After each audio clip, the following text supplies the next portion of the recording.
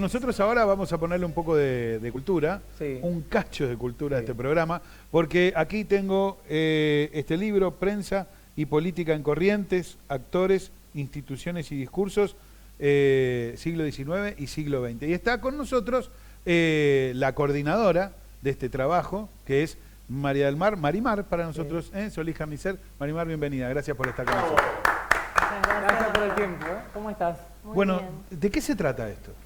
Bueno, ese es un libro que reúne una serie de trabajos que son resultado de un proyecto de investigación que realizamos en la universidad hace algunos años, donde nos propusimos estudiar los vínculos entre la prensa y la política en Corrientes. Qué linda investigación.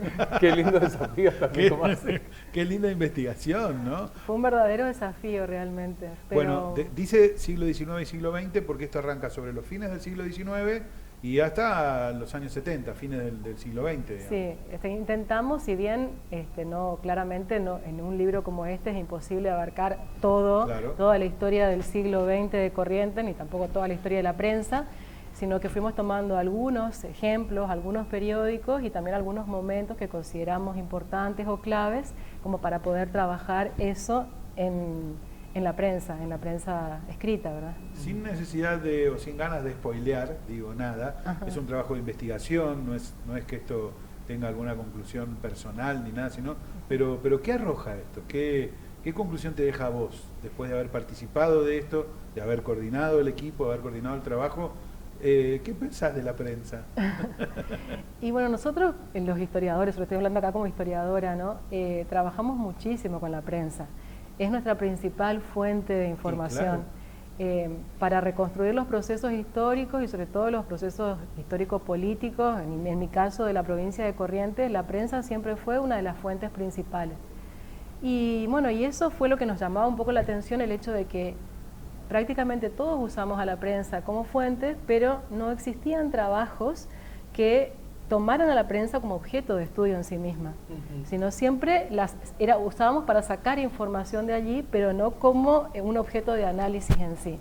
Y entonces decidimos cambiar la mirada, en este caso, en este proyecto, y focalizarnos específicamente en la prensa como un objeto de investigación.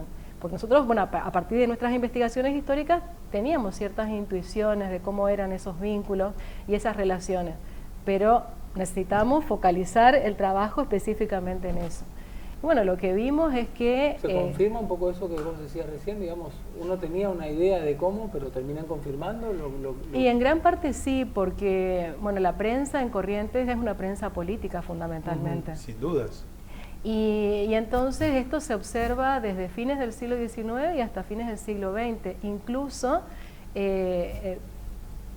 en todo el proceso que se da en el siglo XX de modernización de la prensa, que también claramente se ve en la prensa de Corrientes, quizás es un poco más tardío el proceso en relación a, por ejemplo, a Buenos Aires o a otros lugares, donde aquí se extiende todavía un poquito más en el tiempo lo que se llama la prensa facciosa, que es esa prensa donde exclusivamente de lo que se trata es de política y de política partidaria, donde se publicaba, por ejemplo, un periódico que representaba una determinada figura, un determinado líder.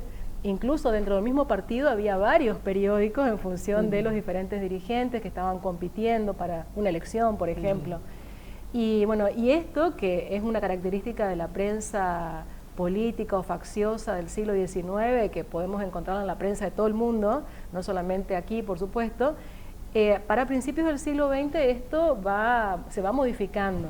En Corrientes se extendió un poquito más en el tiempo esto y podríamos decir que recién para mediados, a la década del 40 y del 50, nosotros empezamos a encontrar cambios verdaderamente significativos en la organización interna, por ejemplo, de los diarios, donde se incorporan nuevas secciones, donde se incorpora tecnología, imágenes, que la prensa, por ejemplo, en el siglo XIX era solamente texto y fundamentalmente era una nota editorial y luego publicaciones partidarias, o sea, manifiestos, etcétera, ¿no? Me quedo pensando en esto que decís, ¿no? de que el trabajo de los historiadores está muy, pero muy basado en la prensa, y pienso en esto de lo que siempre hablamos, ¿no?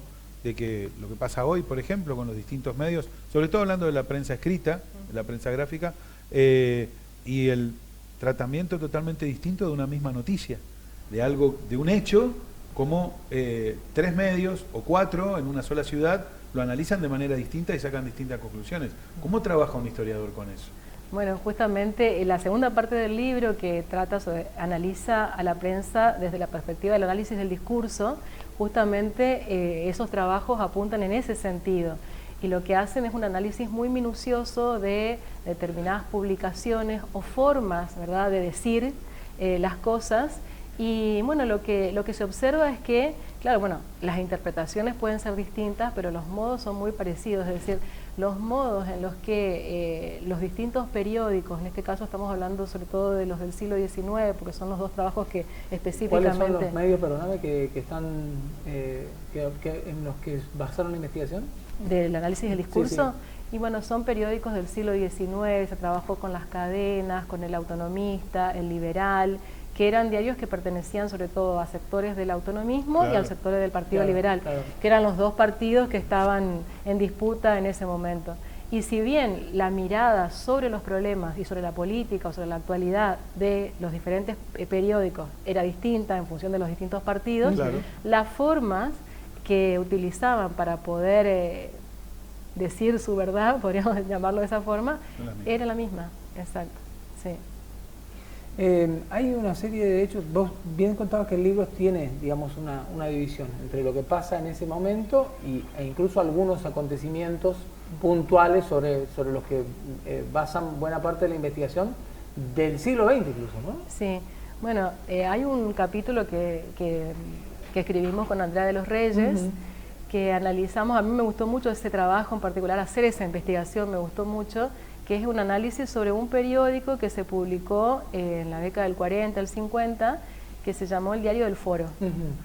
Es un periódico sumamente interesante para trabajar porque es un diario que empezó a publicarse a principios de la década del 40, de los años 40, como un periódico que representaba a los abogados. Te voy a hacer una pregunta tonta metida acá en el medio de esto, pero hoy quiero buscar información en el diario El Litoral, en el diario Época, voy y el diario tiene sus archivos, de alguna o de otra manera, en papel, digitalizados, como sea. Pero el diario del Foro, ¿cómo lo encontraste? Muy interesante la pregunta porque esta investigación la pudimos hacer gracias a la hemeroteca muy rica que tenemos nosotros en el Archivo General de la Provincia de Corrientes.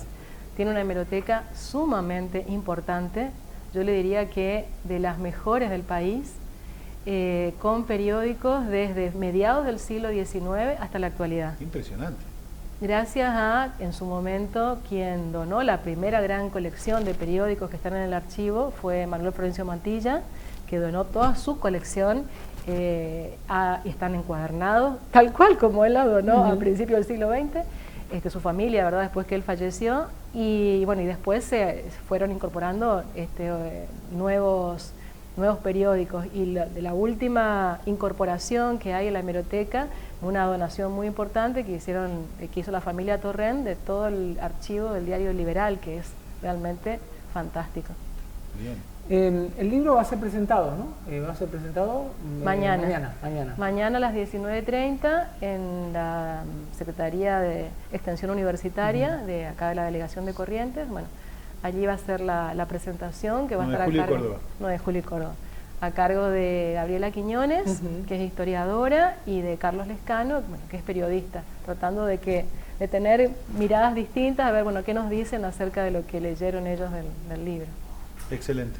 Bueno, ¿a qué hora?